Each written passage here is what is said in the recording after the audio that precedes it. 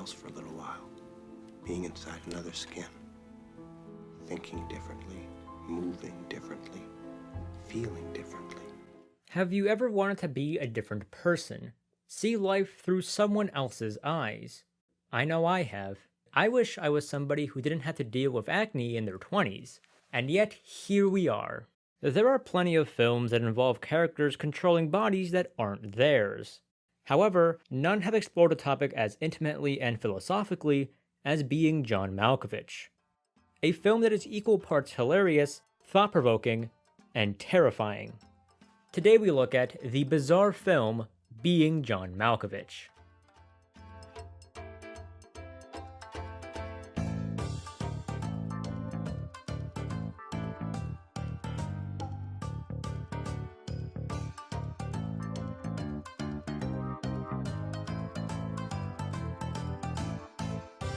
First, let's go over how this film was made, because it's honestly kind of a surprise it even happened.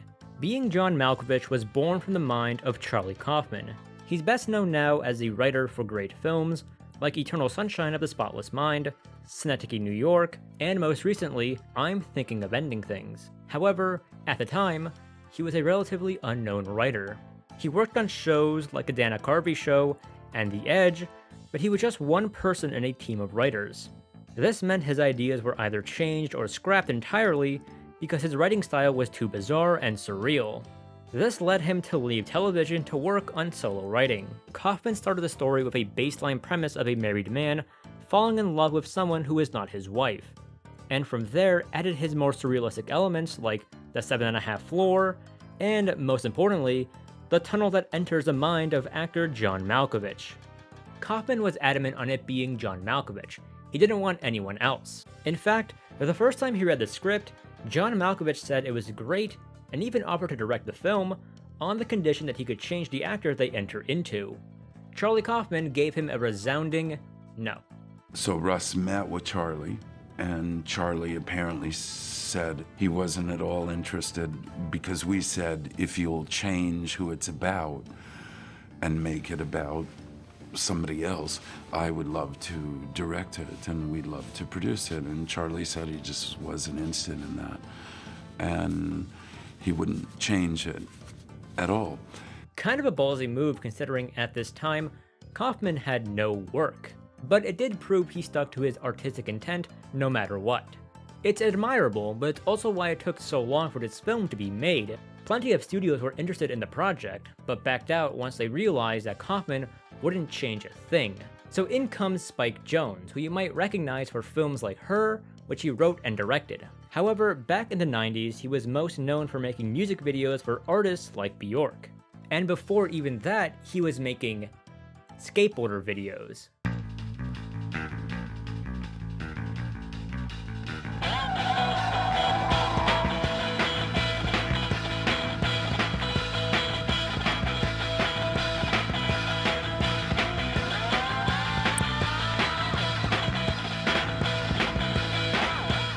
Yeah, apparently this was like a big thing back then. While I may not know much about this scene, it's clear he does. And hey, you gotta start somewhere. Yeah, what? It'd be nice to say that Spike Jonze made a name for himself in the video industry, and then used that to make a name for himself in the movie industry. And while that's still true, it's leaving out a very key element of his story. During this time, Spike Jonze was engaged to Sofia Coppola, daughter of Francis Ford Coppola, who you might know for making some unknown films like The Godfather trilogy.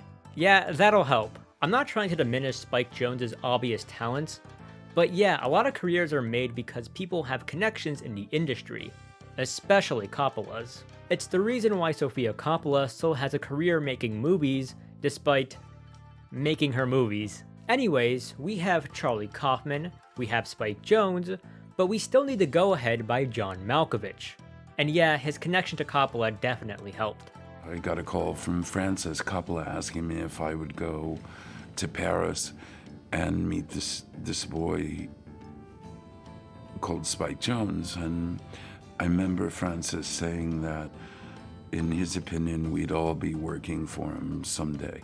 But credit to John Malkovich, it was still a tough decision to make. He would become the face of a movie made by unknowns in the industry. Not to mention, the script took many jabs at him and turned him into a caricature of himself.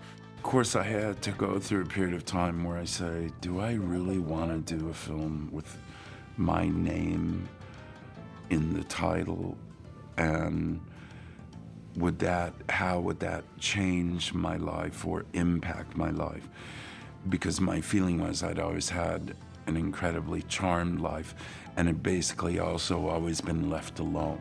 Despite all of this, he still took the role, and the film was allowed to be made. There's plenty of stories about studio interference and how films are changed to appeal to a wider audience, so it's refreshing to see writers and directors sticking to their artistic intent and having it pay off. But what was that artistic intent? Well, it's finally time we get to the film. So, this is a very dense film, and it'll take a while for me to get through each scene. It always does on this channel. I'm going to analyze what I believe is true about this film and what it means to me. The best way to form your own opinion is by watching the film yourself. The film opens up with a 2-minute sequence of a puppet going through an existential crisis as he realizes he's being controlled, and then being forced to dance. The puppet itself resembles its puppeteer, Craig Schwartz. The sequence ends to a crowd of pre-recorded cheers as the puppet sinks into the corner, crying.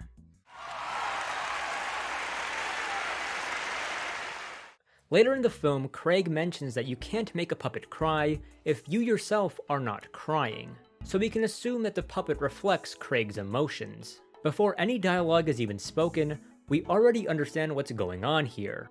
Craig is a man who desperately wants the admiration of an audience he does not and will likely never have. I always think back to Satoshi Kon's idea of what makes a good opening, one that subverts your expectations while hinting at ideas of the film. A dancing puppet is definitely a unique choice for an opening, and it hints at ideas of control and self-satisfaction within the story. Our suspicions of Craig are confirmed in the next scene. He wakes up to a parrot on his head, telling him to get up, and he tells his wife Lottie to take it away. Considering the bird repeats everything it hears, we can assume this is a phrase she repeats frequently, meaning Craig has been unemployed for a long time.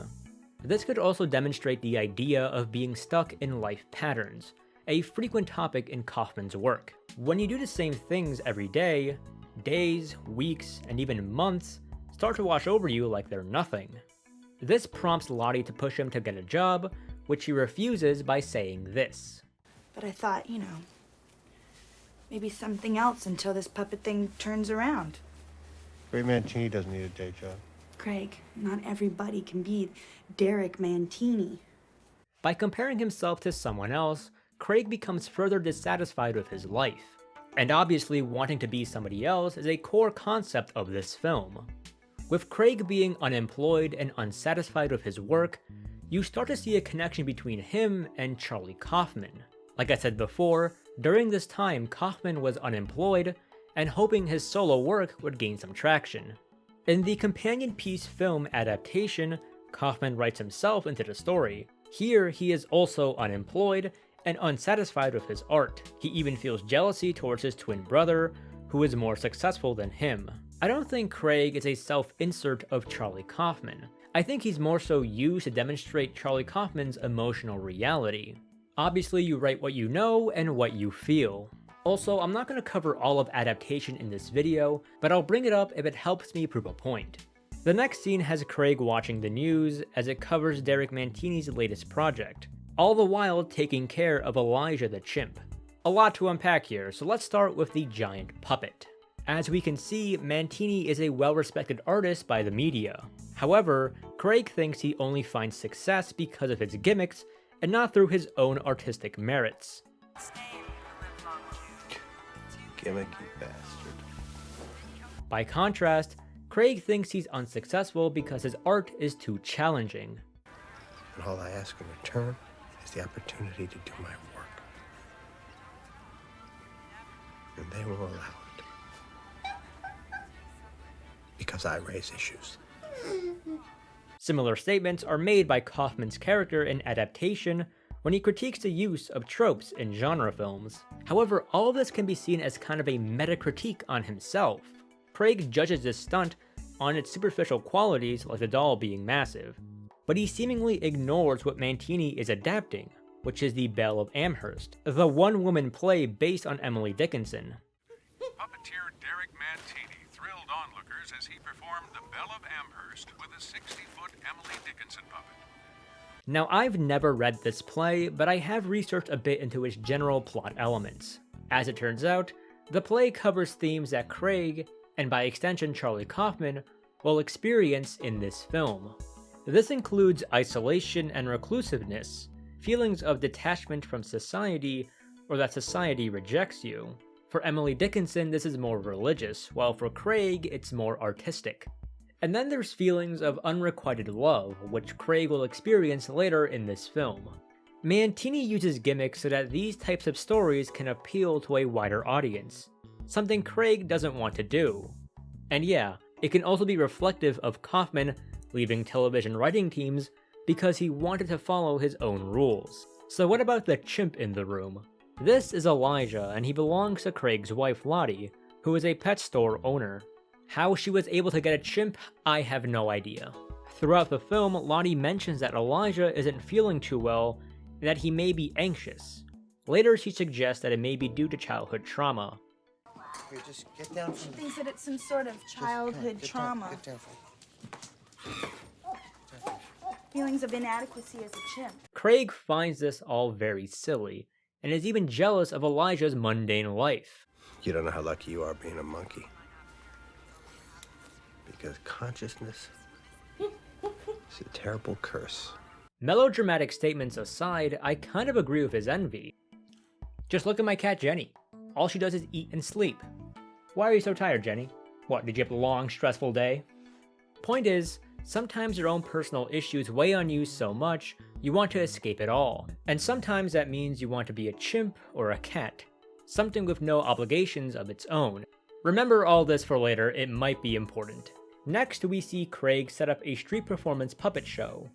The story he portrays is one filled with adult themes such as love and sex. This is a reference to Charlie Kaufman's future film, Anomalisa, where he actually made puppets have sex. In actuality, the story he tells is that of Abelard and Heloise. These two are real-life French philosophers who are most well known for the love affair between them. Being unable to see each other, they exchanged messages of love through letters. Once again, love is a crucial theme in Craig's art and life. Despite putting on an adult-centered show, it catches the eye of a little girl. Craig is so focused on his work, he doesn't notice her. The father sees what's going on and decks him in the face. Of course he does. Craig is injecting raunchy adult themes into an art form meant for kids, right? Well, let's take a second to look at the art of puppeteering. The puppeteering in this film is done by one Phil Huber. He's a world-renowned marionette artist who's been working at his craft since he was very young. He was initially drawn to the film because of its unique representation of puppeteering. It was a strange script, and I didn't know what to think of it when I first read it, but the thing that really struck me was that it had a real respect for the art of marionette operation, marionette manipulation. And since this is a dying art form and not too many people are familiar with it, it was an unusual situation, because usually if marionettes are incorporated in a script, they're put in as a children's birthday party entertainment or something very condescending for the art form. And so I loved that about it, and that's what drew me to the project right away. There's this strange phenomenon where when someone perceives something as less complex, it's automatically childish. And it's a shame, since puppetry has a very rich history dating all the way back to the early 1900s. And that's just American history. If you look at other countries, puppetry goes even further back. As you'd expect, there's different styles and techniques. It's quite an impressive art form, which doesn't get that much exposure anymore. At the very least, Being John Malkovich showed audiences a more serious side to this art form, which was appreciated by puppeteers. In fact, it was for this reason that young puppeteers were the first to go out and watch the film on release. To all the puppeteers potentially watching this video, you're A-OK in my book. Keep doing what you're doing. However, for Craig, it's not working out. After getting beaten up, he realizes that it might be time to find a job.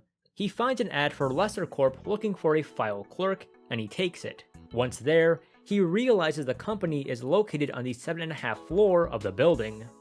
He's confused, but a random Octavia Spencer helps him get there. And yeah, it looks like what you'd expect.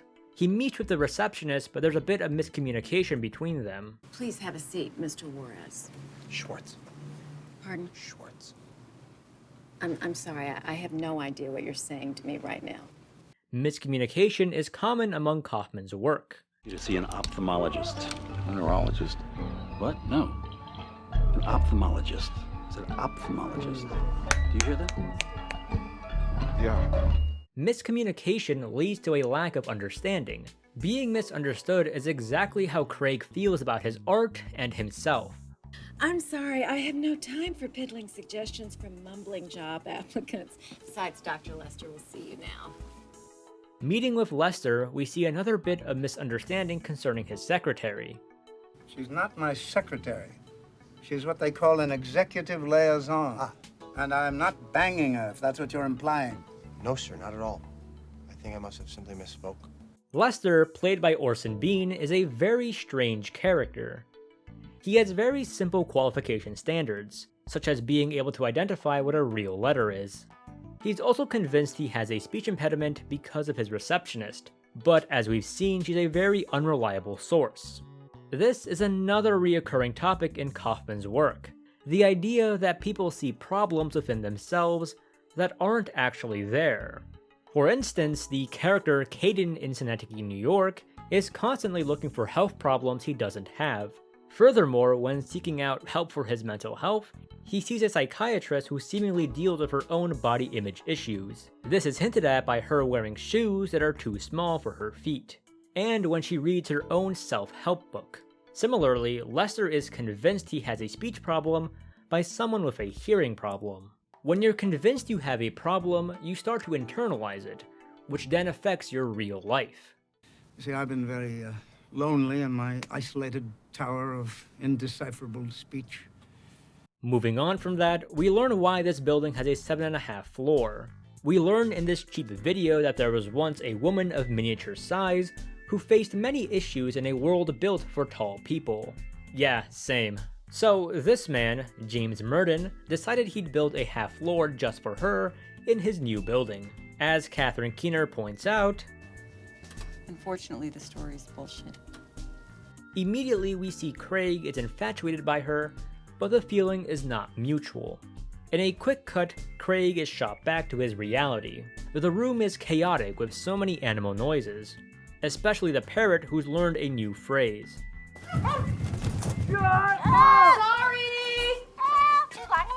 Isn't that cute? It's clear he wants a change of scenery, and even his love for Lottie wanes, if it was even ever there at all. However, Craig isn't the only person upset. You see, the apartment scenes were among the first scenes filmed, and when financiers first saw it, they were not pleased. When the financiers saw the movie, not even saw the movie, when they started seeing dailies the first week of photography, they were looking at how dark the basement was, how it didn't look funny to them. Dudes literally said, "Where's the funny?" This further emphasizes the disparity between artists and producers. Craig is beginning to go through a midlife crisis. The murkiness of the lighting reinforces his emotions and adds to the atmosphere of the scene. It doesn't make sense to drown the room in lighting if the characters are living in near poverty. But who cares? We need the film to look like every other generic comedy. Where's the funny? Fortunately, this didn't last long. Polygram, the original studio making this film, was bought out by Universal Pictures. So the old team of financiers was replaced by new people. And they didn't really care what these guys did. They just wanted the film to release on time. So the artistic intent of being John Malkovich was saved once again by sheer luck. Back to the film, we see Craig's demeanor change as he tries to talk with his coworker. For lack of a better word, it's cringe. What you were saying the other day about the orientation film being bullshit? Yes. I think maybe you're onto something. And 50 other lines to get into a girl's pants. No. No. She sees right through his attempt at small talk and tells him exactly what's on her mind. And he's into it. Here's the thing. If you ever got me, you wouldn't have a clue what to do with me.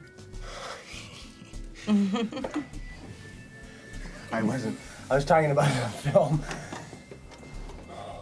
You know those literally me characters where people convince themselves that they have the stoic personality of Ryan Gosling from Drive? Well, I'd imagine those people actually embody Craig Schwartz. And yes, Craig's social awkwardness is reflective of Charlie Kaufman. In adaptation, he was also always super awkward.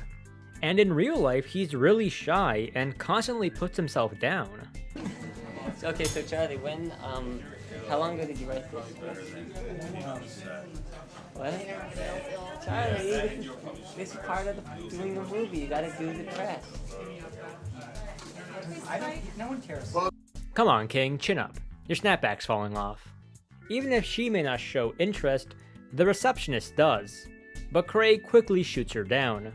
However, this interaction still makes Lester jealous. Lester is a surprising 105 years old, and he hates it. He yearns to be young, to be able to indulge in his pleasures. But the elderly have so much to offer, sir. They're our link with history. I don't want to be your goddamn link, damn ya. I want to feel Floris's naked thighs next to mine. I want my body to inspire lust in that beautiful, complex woman. Here we see Lester's facade fall and his true desires revealed. Unfortunately, his pipe dreams are unobtainable in his current state. Craig finds his co-worker, who he learns is named Maxine, and convinces her to have a drink with him. They have another cringe conversation, and she leaves when he reveals he's a puppeteer. I think the reason why Craig is attracted to Maxine is because she's a character who's really confident in herself. Unlike Craig, Maxine is able to freely speak her mind in a way that makes him uncomfortable. I don't know. I like you. I don't know what it is about you. I just... My tits? No. She can see right through the facade of people like Craig, who's only nice to her out of romantic interest. She's even able to force these thoughts out of him. I am really attracted to you, Christ. You are a fact. Okay, well, we can share recipes if you like, Darlene. No, wait, listen. I love your tits. I love Good. Them. I want to fuck you. Great, now we're getting somewhere. Not a chance. It's interesting that she breaks off their date after he reveals he's a puppeteer, because she does the exact same thing but on a human level. As you'll come to see, Maxine is a very manipulative character, but for now only does it to mess with the office dweeb. Craig arrives back home very late, which saddens Lottie. Before going to bed, he very creepily creates a puppet version of Maxine. A shot of Lottie's puppet alone reinforces the trouble in their marriage. Craig reenacts his date with Maxine, but with it being successful this time. We also learn Craig's philosophy when it comes to puppeteering, which is best explained by him. Perhaps it's the idea of becoming someone else for a little while. Being inside another skin. Thinking differently, moving differently, feeling differently. The next day, Craig tries saying the same thing to her, but it's not received well. It's the idea of being inside someone else's skin and seeing what they see and feeling what they feel. Yikes. Not only is it a natural reaction to Craig's weird statement, but it also reinforces how Maxine is satisfied with herself, thus finds it weird why anyone would want to live in someone else's skin. While working, Craig drops a file behind a cabinet. Upon moving the cabinet, he discovers a door which hides a giant hole in the wall. Naturally curious, he investigates this place only to be sucked further into it. He finds no exit, but instead is forced into the first-person perspective of John Malkovich. It's a lot less interesting than it sounds. Like anyone else, all he does in the morning is eat breakfast. He leaves his hotel and enters a taxi only to be misidentified. Yeah, John, don't tell me, Maplethorpe? Malkovich, right. One of the reasons why John Malkovich works so well for this role is because he's an established actor, but not entirely a celebrity. Of course, you had a reputation as an extremely well-respected actor and a well-known actor to some degree, but not a super duper worldwide celebrity. Not at all. His life is for sure different than ours, but not too different. Not compared to someone like Tom Cruise, who Malkovich suggested since he was more recognizable. I mean, being Tom Cruise would be a very different film. He'd be recognized more in the public, there'd be more paparazzi, more Scientology meetings. Anyways, this sequence ends with Craig dropping from the sky next to the highway. He immediately tells Maxine, who could not be less interested. I don't see how I could go on living my life the way I've lived it before.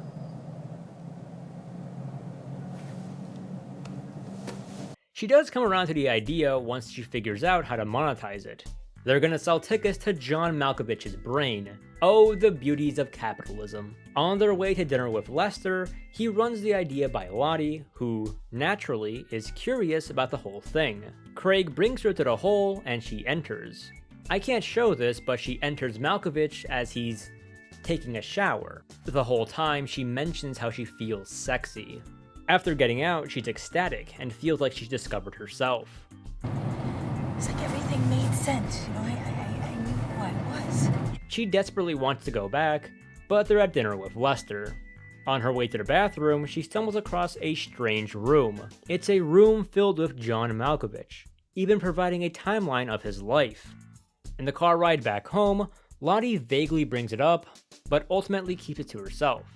The next day, she visits Craig and wants to do the trip again. She tells him the experience made her realize she wants to be a man, which upsets Craig.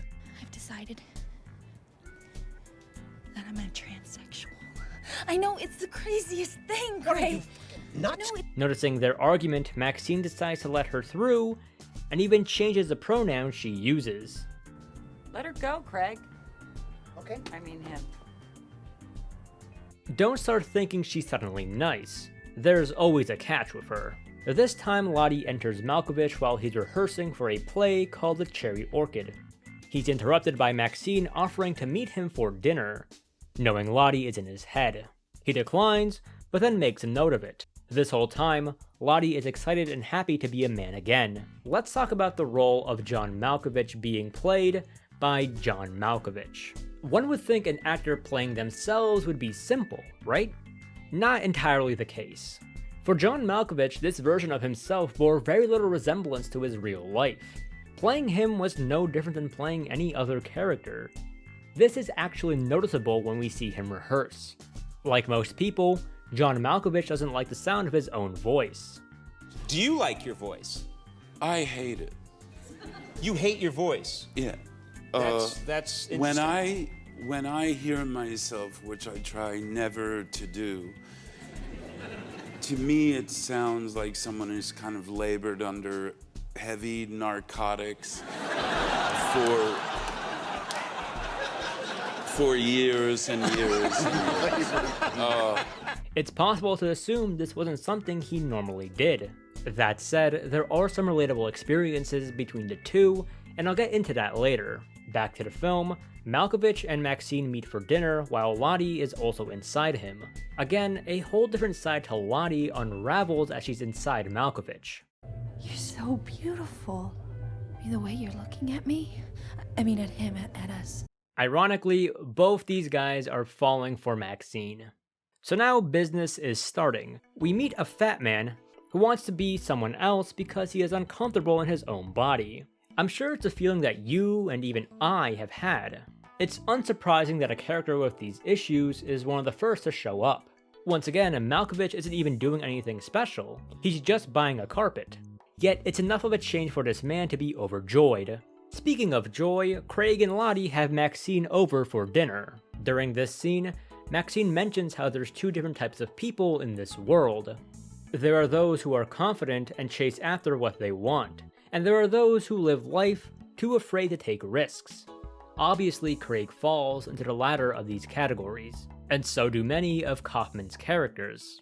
Unsurprisingly, this is a reoccurring theme in his films. We see it in adaptation through the writing styles of the two Kaufmans, and we see it in Synecdoche, New York. Once again, Catherine Keener plays a character that pursues what she wants. Meanwhile, Caden lives life consumed with fear of change. After Maxine is done talking, The two try to kiss her. She rejects Craig for being unattractive, both physically and personality-wise. Meanwhile, she is attracted to Lottie, but only when she's in Malkovich. Well, this is awkward. Undeterred, Lottie sets up another date with Malkovich and Maxine. Humorously, Maxine meets him too early and has to wait. During sex, she accidentally calls him Lottie, but he doesn't mind. Unsurprisingly, Craig is betrayed by this whole affair, but can't do anything about it. He tries to confront Maxine about this, but that just makes it worse. Do you have any idea what it's like to have two people look at you with total lust and devotion through the same pair of eyes? Wow. No, I don't suppose you would. Finally, Craig begins to take initiative in his life. He forces Lottie to set up another date with Maxine. Then he locks her in a cage with Elijah. She calls for help, but to no avail. This is because the neighbor mistakes her for the parrot. A funny bit of reincorporation there. Sorry! She's locking me in a cage. So now Craig is having sex with Maxine. During this, he manages to speak through Malkovich. Lottie, is that you? Yes, sweetheart, yes. Yes, sweetheart, yes? What the fuck is going on? That's not me. I didn't say that. This scares him enough to leave, but Craig is overjoyed. It's just a matter of practice. Before Malkovich is nothing more than another puppet hanging next to my work table. In a moment of crisis, John Malkovich calls the one man who can help him, Charlie Sheen. Charlie, I don't know anything about the girl, man. She could be like a fucking witch or something. That's even better. Hot lesbian witches, think about it. It's fucking genius. Yeah, he's no help. Also, these two aren't friends in real life. I was always very firmly of the mind that it should be Charlie Sheen, who struck me as the person I would go to in a kind of existential crisis. Again, someone you already knew and never met him in my life. Just further emphasizing this Malkovich is a character. So Malkovich decides to stalk Maxine to figure out her secret. He stumbles across their little business and is quite frankly horrified, especially seeing so many people in line to enter his mind. We've covered the reasons why people do this. It could be for gender affirmation or body image issues, but I doubt everyone is there for that reason. No, some people are there because they want to peer into the life of a public figure, no matter who it is. They're the type of people who pretend to know a celebrity because they're told to. Do you know Brett Cohen? Yeah. Where do you know him from? With Spider-Man? Yeah. Very good actor. You liked him there? Yeah. We see it throughout this film. The taxi driver tries to convince Malkovich he's a fan, even when he's told he's wrong. Okay, yeah, I thought you were alright in that one movie. Thank you. And one where you played a jewel thief? I never played a jewel thief. No? Who am I thinking of? I don't know. No, I'm pretty sure it was you. Hell, Craig is the worst example of this. He straight up has to pretend to know who Malkovich is. Sounds great. Who the fuck is John Malkovich? Oh, he's an actor. He's one of the great American actors of the 20th century. Oh yeah, what's he been in? Lots of things. That Jewel Thief movie, for example, he's very well respected. Anyway. Malkovich is treated like a fancy exhibit, even by the people who know who he is. You're really great in that movie. You play that retard. Oh, thank you very much. Thank you. I have a cousin who's a retard. Oh, thank you. Even John Malkovich has called out this type of fake celebrity worship. You know, they're not all big John Malkovich fans. That's right. They just want to be something else. It's the same people who take your picture, who, you know, probably about 1,000 times a day if I'm in public, maybe 5,000 some days, depends. There's always a guy who wants a picture and he wants to go like this. Yeah. Yeah. What is wrong with you? I mean, what do you... Because you're nothing but a monkey or a peanut or a figure at a zoo or a photo op. Or a trading card. Yeah, a trading card. But, of course, they're not fans, quote. Anyways, Malkovich demands to see how the portal works. He enters and is met with a very strange scene. As expected, he's John Malkovich, and so is everyone else. Malkovich, Malkovich. Malkovich, Malkovich, Malkovich. Malkovich, Malkovich. From women to kids, it's horrifying. And it was all done practically too. Tons of heavy rubber masks were made from Malkovich's face. In every shot there's a real Malkovich, with everyone else being an extra with a mask. There are some points where you can notice this, but because of the rapid editing and the chaotic pacing of the scene, you're not going to catch it your first time.